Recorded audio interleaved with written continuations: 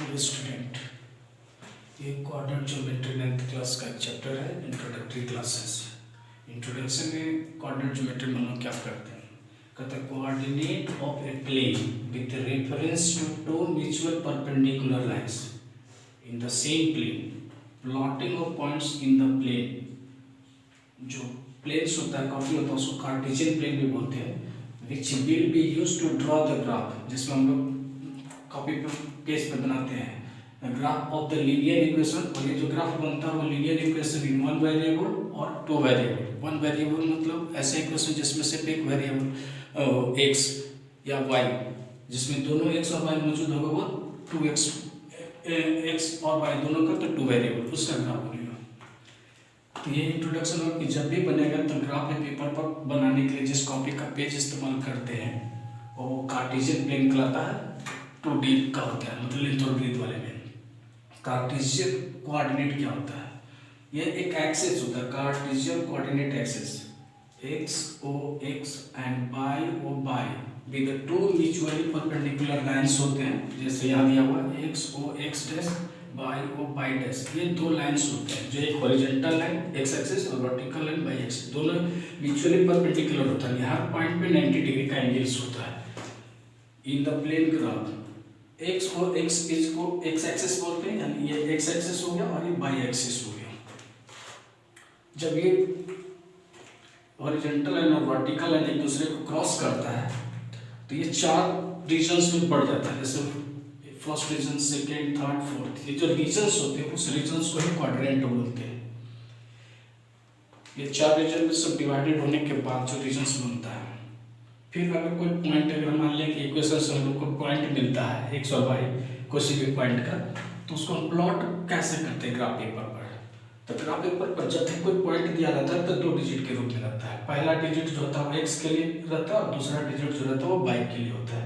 x digit को अब्सिसा और y digit को ऑर्डिनेट के नाम से भी जानते हैं। जब इसको प्लॉट करने, जैसे इस ग्राफ में दिखाया है कि x o x डैश पर 0.5 बोल रहा था, तो हम 1 2 3 4 5 यहाँ हो गया, और चूंकि y का 6 बोल रहा है यानी ऊपर वर्टिकल में जाएगा 6, 1 2 3 4 5 6। इधर से ऐसे और इधर से ऐसे जो क्रॉस पॉइंट होगा वो हमारा इस पॉइंट का प्लॉटिंग होगा प्लेन में। तो p = 5 और 6 जो होगा ये ग्राफ का प्लॉटिंग हो गया। इस तरह से अगर कोई भी पॉइंट अगर माइनस में रहता तो इस साइड में आता x का, और y माइनस में रहता तो नीचे आता। इस तरह से ग्राफ होगा। कोई भी माइनस रहेगा तो इस ग्राफ पेपर में x के लिए ये पॉजिटिव वैल्यू काउंटिंग होता है और ये नेगेटिव वैल्यू काउंटिंग होता है, y के लिए ये पॉजिटिव वैल्यू काउंटिंग होता है और y के लिए नेगेटिव वैल्यू काउंटिंग होता है। तो जो जैसा रहेगा यहाँ पर पॉइंट रहेगा, जैसे अगर मान लिया कि -2 और -6 है, सपोज दैट कोई पॉइंट हमारा a है, तो ये -2x के लिए इस लाइन इस तरफ आएगा और जो -6 है वो इस तरफ आएगा, यानी 2 इधर और 6 इधर, मतलब इस घर के अंदर कहीं ना कहीं मेरा कोई पॉइंट मिलेगा।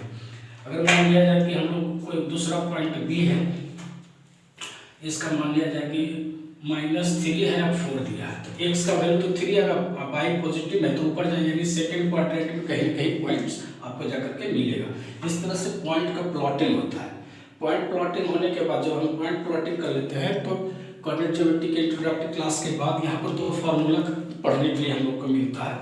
दो फार्मूला में एक आता है डिस्टेंस फार्मूला। अगर मान लिया कि दो पॉइंट इसमें रिप्रेजेंट किया हुआ तो दोनों पॉइंट के बीच का डिस्टेंस निकालने के लिए तो डिस्टेंस फार्मूला। दूसरा आता है सेक्शन फार्मूला। जब वो डिस्टेंस निकल जाता है तो उसके अंदर एक कोई ऐसा पॉइंट ले जाता है जो उस लाइन को डिवाइड करता है। तो डिवाइड करता है तो ये पता करना रहता है कि उस डिवाइड लाइन के अंदर जो रेशियो रहता है वो क्या रेशियो रहता है, तो उसके लिए हम लोग सेक्शन फार्मूला का इस्तेमाल करते हैं। तो यहाँ दो फार्मूला रहता है और एक स्लोप निकालने के लिए रहता है tan थीटा = m, यानी y का कोऑर्डिनेट का डिफरेंस बटे x का कोऑर्डिनेट का डिफरेंस जो होता है इसका स्लोप निकल करके आता है। तो ये दोनों चीज को हम लोग कोऑर्डिनेट ज्योमेट्री में इंट्रोडक्टरी क्लास के बाद इसमें दो फार्मूला का जिक्र किया गया था, जिसमें वो दोनों फार्मूला डिस्टेंस फार्मूला और सेक्शन फार्मूला होगा। जिसमें डिस्टेंस फार्मूला का डेरिवेशन दिखाया गया कि किस तरह से हम लोग होगा। तो यहाँ पर देखिए ये x एक्सिस और ये y एक्सिस 4 क्वाड्रेंट बना हुआ है। जैसे फर्स्ट क्वाड्रेंट में हमने दो पॉइंट a जिसका कोऑर्डिनेट x1 और y1, और दूसरा जो कोऑर्डिनेट है b पॉइंट से b है उसका कोऑर्डिनेट x2 और y2 हमने लिया।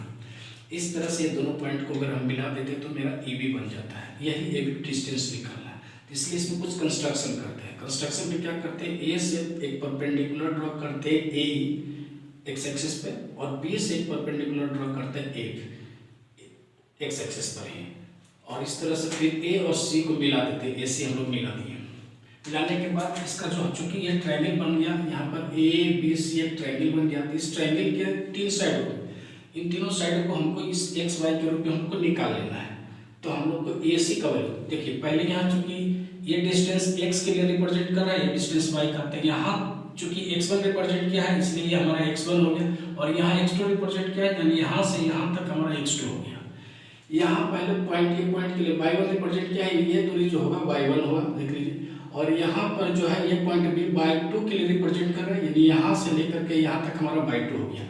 इस तरह से BC क्या हो गया, y2 में से y1 को घटा देंगे तो ये BC मेरा लेंथ हो गया, BC y2 माइनस y1 हो गया। इस तरह से ये पॉइंट, ये डिस्टेंस और ये डिस्टेंस हम लोग को निकल गया। तब पाइथागोरस थ्योरम लगाएंगे ABC ट्रायंगल में। AB का स्क्वायर बराबर AC का स्क्वायर प्लस BC का स्क्वायर। AC का वैल्यू हम लोग को दिया है x2 माइनस x1 का स्क्वायर प्लस BC का वैल्यू दिया है y2 माइनस y1 का स्क्वायर। जब इसका स्क्वायर हम लोग हटाएंगे तो इसके ऊपर रूट चढ़ जाएगा, यानी x2 माइनस x1 का square plus y2 minus y1 का स्क्वायर। इस तरह से रूट अंडर में हमारा वैल्यू जो निकल करके आएगा वो वैल्यू हमारा AB का होगा, यही इसका डिस्टेंस होगा। ये जो पॉइंट अगर हम लोग इसका बनाएंगे, मैथ बनाएंगे, तो मैथ बनाने में ABC कुछ पॉइंट दिया हुआ रहेगा, उस पॉइंट में हम लोगों को न्यूमेरिकल वैल्यू में 2 3 माइनस 2 5 ऐसा कुछ देगा, तो उसको जो यहाँ वैल्यू निकालेंगे उसका सोल्यूशन करने के बाद जो निकलेगा ये हमारा डिस्टेंस होगा। अगर मान लीजिए कि वेरिएबल नंबर में x y के रूप में दे रहा है तो आंसर x y के रूप में रहेगा, नहीं तो नंबर के रूप में दे रहे तो उसका सोल्यूशन होगा कुछ नंबर आएगा, यही नंबर होगा। अब थोड़ा सा इसको याद करने के लिए तरीका है कि ये दोनों में स्क्वायर जो होता है, तो ये जो कोऑर्डिनेट होता है a और b का, तो x का कोऑर्डिनेट का डिफरेंस का स्क्वायर प्लस y कोऑर्डिनेट का डिफरेंट का स्क्वायर करके जो आएगा निकाल सकते हैं। स्क्वायर करने का मतलब है जैसे हम यहाँ पहले लिखे x2 में से x1 घटाए, लेकिन अगर आप इसको ऑर्डर बदल भी सकते हैं, x में से x1 में से x2 घटाइएगा तो इसमें भी y1 में से y2 को घटाइएगा तो आ जाएगा, क्योंकि स्क्वायर होने पर नेगेटिव पॉजिटिव का प्रॉब्लम नहीं रहता है, लेकिन ऐसे कर सकते हैं। ये हो गया डिस्टेंस फार्मूला। अब हम सेक्शन फार्मूला देखते हैं। ये सेक्शन फार्मूला है हमारा, सेक्शन फार्मूला। इसके पहले हम लोग डिस्टेंस फार्मूला को डिराइव किए थे। अब सेक्शन फार्मूला डिराइव करने के लिए हम x o x डैश और y o y डैश का हम लोग मतलब ग्राफ लिया। उस ग्राफ में हमने पॉइंट A और B लिया, जिसका A का कोऑर्डिनेट x1 और y1 और B का कोऑर्डिनेट x2 और y2 है। इसके इस लाइन के ऊपर जैसे अभी एक लाइन लिया गया है A B, इसके अंदर में या कहीं पर भी पॉइंट की जरूरत नहीं है कि मिडिल पॉइंट पे, कहीं पर भी एक पॉइंट P लिया गया है, या x और y, यही x और y को कोऑर्डिनेट लेना है। और ये जो पॉइंट लिया गया है इस लाइन AB को m और n के रूप में ये कट कर रहा है, यानी ये जो लिखा हुआ है ये m पार्ट है और ये n पार्ट है, लेट कर दिया है। देखिए AP और एक PB का जो रेशियो है m रेशियो n है, ऐसा दिया हुआ रहेगा। सेक्शन करने का मतलब कुछ ना कुछ कट करना है, डिवाइड करना है। तो ये ग्राफ हो गया, A का पॉइंट दिए। अब क्या कहता है A P और B जो है उससे हम लोग परपेंडिकुलर ड्रॉ किए हैं x एक्सिस के ऊपर। एक हो गया A परपेंडिकुलर, एक हो गया BF परपेंडिकुलर, एक हो गया BG परपेंडिकुलर। इस तरह से और फिर A और C को मिला दिया गया, P और D को मिला दिया गया। इस तरह से दो ट्रायंगल बन गया है। इसमें एक ट्रायंगल बना है APC और दूसरा ट्रायंगल बना है PBD, तो ट्रायंगल बना है। अब ये दोनों ट्रायंगल को हम सिमिलर करेंगे। सिमिलर करने का जो कॉन्सेप्ट होता है उसमें कोई भी दो एंगल अगर इक्वल हो जाता है तो ट्रायंगल सिमिलर हो जाता है। सिमिलर हो जाता है तो उसका कोरस्पॉन्डिंग पार्ट का रेशियो हम लोग लिखते हैं यहाँ पर। जैसे इसके लिए पहला PAC, ये वाला एंगल जो होगा BPD, ये वाला एंगल के बराबर होगा, क्योंकि ये और ये दोनों एक्स एक्सिस के पैरेलल है, ये कोरस्पॉन्डिंग एंगल हो जाएगा। दूसरा ये एंगल PCA या ACP बराबर ये एंगल, और ये एंगल BDP या PDB, ये 90 डिग्री हो गया। तो दो एंगल अगर मिल जाता है तो रेस्ट एंगल ऑटोमेटिकली बराबर हो जाता है, ये बराबर ये रेस्ट एंगल लिखेगा। तो दो एंगल लिख करके हम ये दोनों ट्रायंगल को सिमिलर कर दिए। सिमिलर कर दिया तो उसका कोरस्पॉन्डिंग पार्ट का रेशियो लिख रहे हैं। जैसे इस एंगल के सामने का साइड ये हो गया BC, और ये चूंकि ये एंगल इसके बराबर है इसलिए हम लोग BD लिख दिए रेशियो में। फिर ये 90 डिग्री के सामने वाला ये पोर्शन A और P है तो ये P लिख दिए, और इस 90 डिग्री के सामने का वाला PB है तो ये लिख दिया गया। उसके बाद ये रेस्ट एंगल, पहला ट्रायंगल इसका था, इसके सामने का हो गया AC और इसके सामने का हो गया जगह के PD लिख दिया गया। ये सारा का वैल्यू यहाँ पर अलग अलग करके निकाल दिया गया है, डाल दिया। y माइनस y1 बटे y2 minus y is equal to m बटे n बराबर x माइनस x1 बटे x2 माइनस x1। ये तीन तरह का जो रेशियो मिला, ट्रायंगल में तीन साइड होता है, तीन एंगल होता है, तो उसका तीनों रेशियो निकलता है। तो क्या करेंगे, दो रेशियो को लेकर के एक साथ चलेंगे। इस रेशियो के साथ निकालेंगे तो y का वैल्यू निकलेगा और इस दोनों के साथ रेशियो का निकालेंगे तो सॉल्यूशन करने पर हम लोग को इसका x का वैल्यू निकलेगा। अब ये दोनों का सॉल्यूशन किया हुआ है, ऐसे क्रॉस मल्टीप्लिकेशन किया गया है और इसके साथ क्रॉस मल्टीप्लिकेशन करके सारा लिखा है y माइनस y1 बटे y2 माइनस y इसका 2m बटे n इंटू y तो n बाई n बाई 1 फिर x बाई 2 फिर m बाई y वाला को एक जगह कर दिया गया है और y1 बाई 2 वाला को एक जगह कर दिया गया। उसमें से फिर इसमें देख रहे हैं y कॉमन हो रहा है और इसमें कॉमन नहीं हो रहा है, तो फिर y निकल गया, तो y निकालेंगे तो इसका दूसरे साइड वाला ऊपर चला जाएगा और इसके साथ जो मल्टीप्लाई करेगा नीचे रहेगा। इस तरह से y का कोऑर्डिनेट हो गया, y का कोऑर्डिनेट हो गया। अब ये दोनों पोर्शन को लेकर के चलेंगे, किससे x लिखेगा। फिर इसमें भी वही काम करेंगे जो उसमें किए हैं, क्रॉस मल्टीप्लिकेशन करेंगे। x2 के साथ m का, x1 के साथ m का मल्टीप्लाई किया गया और n का x के साथ में n x1 के साथ में किया गया। करने के बाद क्या होगा, सारा x वाला को एक तरफ कर देंगे। देखिए x f वाला को एक तरफ कर देंगे जिसमें कॉमन हो सकता है और इसमें कोई कॉमन नहीं है, ऐसे छोड़ देंगे। ये जो x निकालेंगे तो ये वाला पोर्शन ऊपर चला जाएगा और इसके साथ जो रहेगा नीचे रह जाएगा। इस तरह से ये x का, यानी ये जो p था x उसका वैल्यू निकला और ये जो y निकला वो p का जो y पॉइंट है, यानी जो ऑर्डिनेट है वो निकला है, ये अवशिष्ट निकला है। इस तरह से ये जो x और y का कोऑर्डिनेट हो गया, अगर ये दोनों पॉइंट गिवन और इसका रेशियो दिया हुआ है तो इसका हम पॉइंट को निकाल सकते हैं।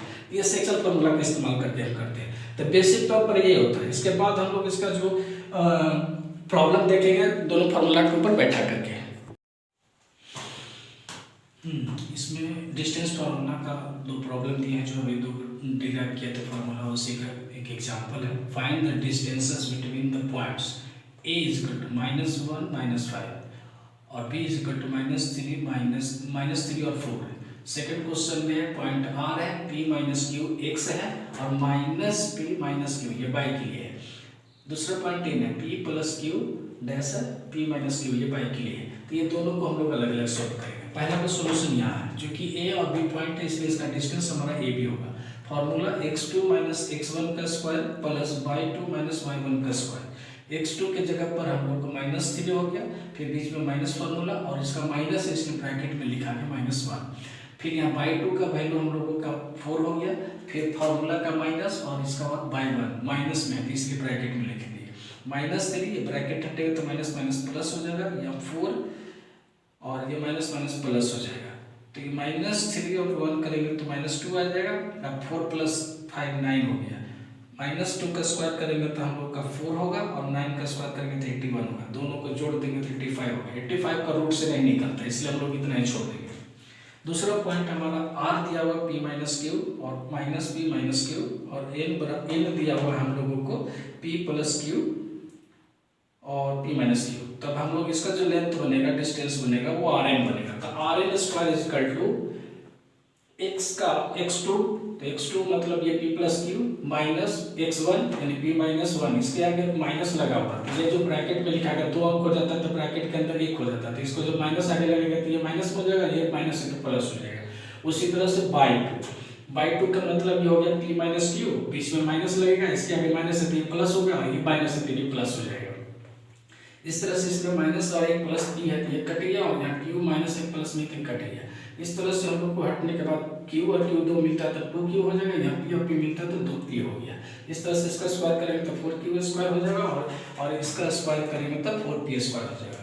इसका जब हम स्क्वायर हटाएंगे तो इसके ऊपर रूट चढ़ जाएगा, 4 कॉमन ले लेते हैं तो q square plus p square हो जाएगा। यहाँ ब्रैकेट देना भूल गए थे, ब्रैकेट दे दिए।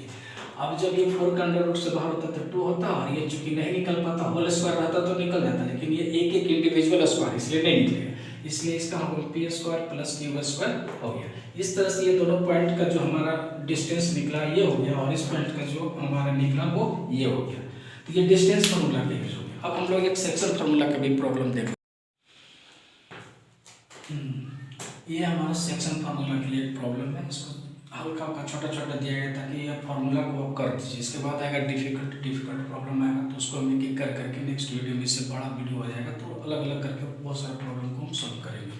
देखिए, find the coordinate of the point which divides the lines segment joining -1 3 and 4 -7 internally the ratio 3:4। ये क्वेश्चन है, तो हम सेक्शन फार्मूला इस्तेमाल करेंगे। देखिए, सेक्शन फार्मूला में x का जो बीच का जो पॉइंट होता था उसको निकालने के लिए, यानी उसका अगर x का कोऑर्डिनेट निकालना है तो mx2 प्लस mx1 बटे m प्लस n का इस्तेमाल करेंगे, और y का कोऑर्डिनेट निकालना होता है m/2 प्लस n/1 बटे m प्लस n का इस्तेमाल करेंगे। अब इसमें देख लीजिए, चूंकि ये पहला पॉइंट है इसलिए ये x1 हो गया और ये x2 हो गया, ये हो गया y1 हो गया, ये y2 हो गया, यहाँ पर हम लिख दिए।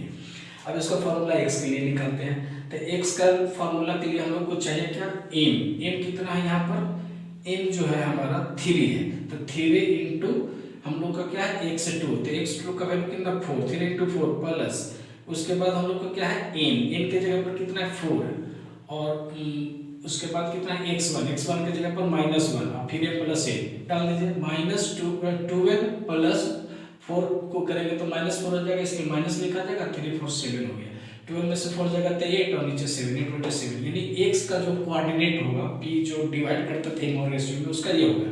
y का वैल्यू इसी तरह से डालेंगे, m का वैल्यू 3 है, y का वैल्यू -2 का वैल्यू -7 है, फिर प्लस है, n का वैल्यू 4 है और y1 का वैल्यू 3 है। ये 21 नेगेटिव के साथ में हो गया, प्लस 12 हो गया, इन दोनों को घटाएंगे तो माइनस का साइन जाता है इसलिए -9 हो गया, नीचे 7 n प्लस 8 तो 7 आएंगे। इस तरह से y का कोऑर्डिनेट हो गया। इस तरह से दो वैल्यू जो हम लोग को निकल करके आया x और y, जो क्रॉस जो हम लोग सेक्शन फार्मूला लिखते थे p में कोई पॉइंट देते थे उसका पॉइंट का हुआ।